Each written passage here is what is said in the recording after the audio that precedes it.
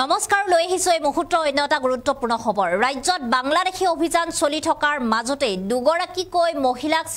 বাংলাদেশী চিনাক্ত কৰি পঠিয়াই দিয়া হৈছিল হেমন্তলৈ আৰু ইয়াৰ পিছতে সোনা ভানু নামৰ এগৰাকী মহিলাক লৈ সৃষ্টি হৈছিল যথেষ্ট বিতৰ্কৰ আৰু ইয়াৰ পিছতে অৱশেষত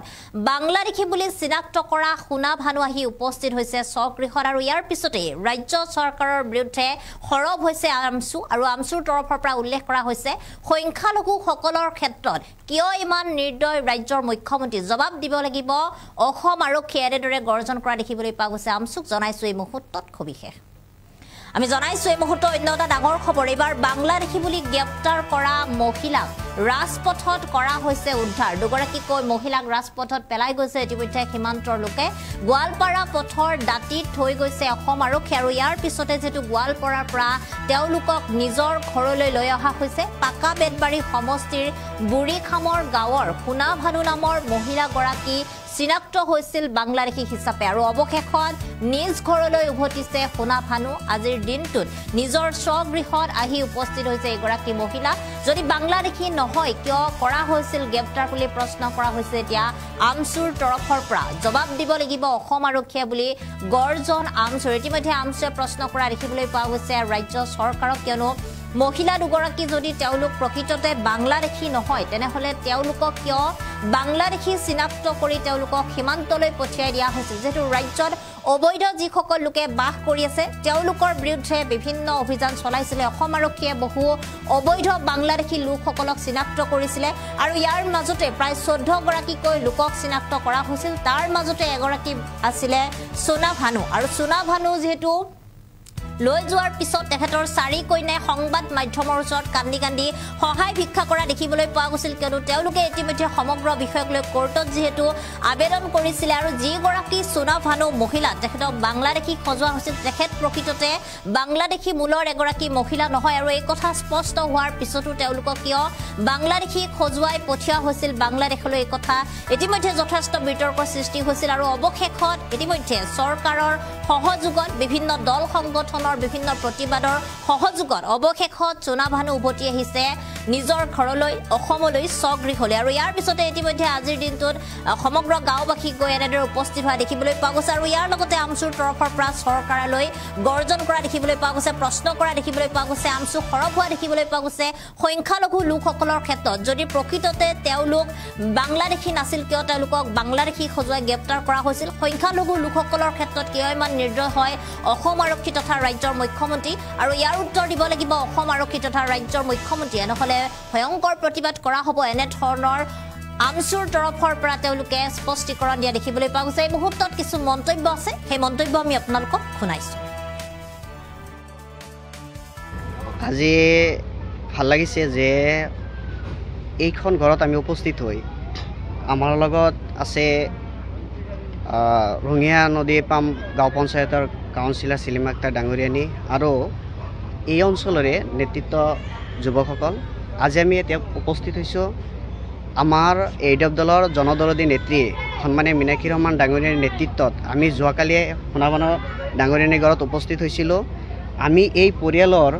4 গৰাকী কন্যাক আমি চাই আচৰিত হৈছিলোঁ যে এইখন পৰিয়ালৰ কোনেও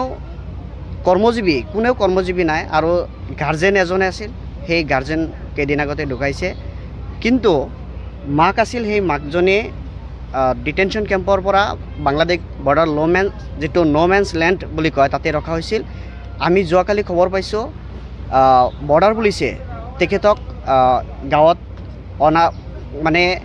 এৰি দিছিল এটা ৰাস্তাৰ কাষত তেতিয়া বিভিন্ন প্ৰকাৰে মানুহজনক আনি এটা ৰাখিছে এতিয়া সুস্থ আছে কিন্তু আমি এই দুৰ্ভগীয়া পৰিয়ালৰ ঘৰত আমি উপস্থিত হৈ আমি চাইছোঁ যিখিনি আৰ্থিকভাৱে জুৰুলা আমি এই ক্ষেত্ৰত ইমান আমি সহায় কৰিব পৰা নাই তথাপি আমি অলপ কেইদিনৰ কাৰণে যাতে পোহপাল দিব পাৰে পৰিয়ালৰ তাৰ কাৰণে অলপ সকাহ আমি সহযোগিতা কৰিছোঁ মীনাক্ষী ৰহমান ডাঙৰীয়াৰ নেতৃত্বত এই মুহূৰ্তত মই গুৱাহাটীৰ পৰা পোনে পোনে বঙাইগাঁও হৈ বলবলাত উপস্থিত হৈছোঁ অসমত সংখ্যালঘু জনগণৰ ওপৰত যি নিৰ্মম অত্যাচাৰ কিদৰে স্বদেশী মানুহক ভাৰতীয় মানুহক বিদেশী বনাই অত্যাচাৰ কৰা হৈছে কি ধৰণে অসমৰ হিমন্ত বিশ্ব শৰ্মা ডাঙৰীয়াৰ চৰকাৰখনে বৰ্ডাৰ পুলিচ অৰ্ণাছ ট্ৰিবিউনালে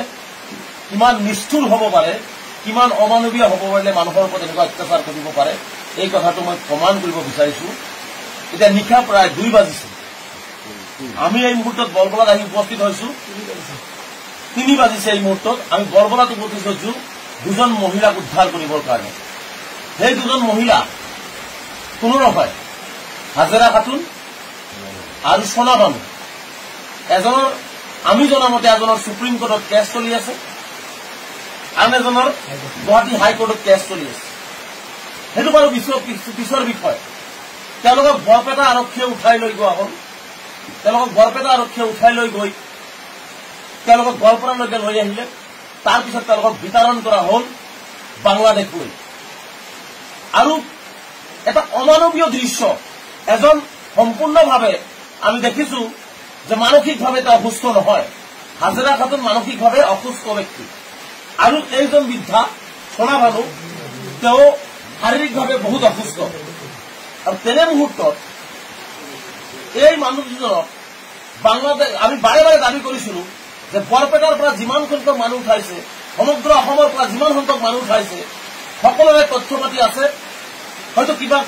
সৰু সুৰা ভুল থাকিব পাৰে, স্বাভাৱিক কথা। কিন্তু বৰ্ডাৰ পুলিচ আৰু অৰ্ণাছ ট্ৰিবিউনালৰ ভুলৰ কাৰণে তেওঁলোকক বিদেশী এফটিকতে কেতিয়াবা বিদেশী সজাইছে। কিন্তু পইচাৰ অভাৱত বহুতে হয়তো হাইকোৰ্ট বা সুপ্ৰিম কোৰ্ট যাব পৰা নাই। কিন্তু দৰিদ্ৰ পৰিয়াল হোৱাৰ পিছতো তেওঁলোকে কিন্তু হাইকোৰ্ট আৰু সুপ্ৰিম কোৰ্টৰ দৰজাৰ শুনে তেওঁলোকে গতি কৰিছে, তেওঁলোকে সুপ্ৰিম কোৰ্ট গৈছে, হাইকোৰ্ট গৈছে।